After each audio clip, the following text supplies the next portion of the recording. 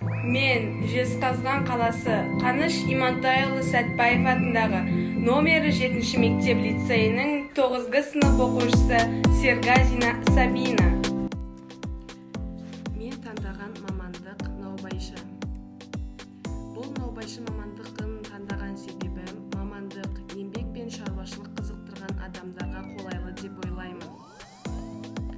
Наубайшы өнімнің құрамын өзі құрастырады, немесе өзіне ыңғайлы материалдарды қолданып нанды ашытуына болады. Мен келесі видеода өзімнің нан ашытудағы көрінісімді көрсетіп кетемін.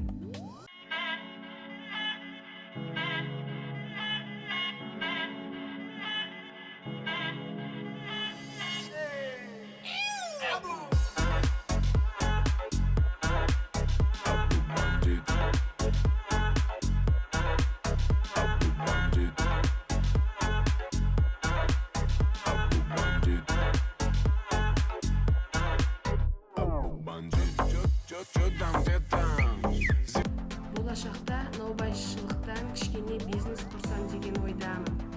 Мысалыға, шағын кентті ауылда наубайхана ашсам, жоғарғы сортты ұн, шынайы сүт қолдану, май алу, отын сиыр тезегі болса, тұрғын саны 200 адам, күніне 2 қап ұн жұмсалса, егер мен күніне 160 нан пісіріп, нанды 90 теңгеге сатсам, күніне 14.400 теңге табыс алар едім.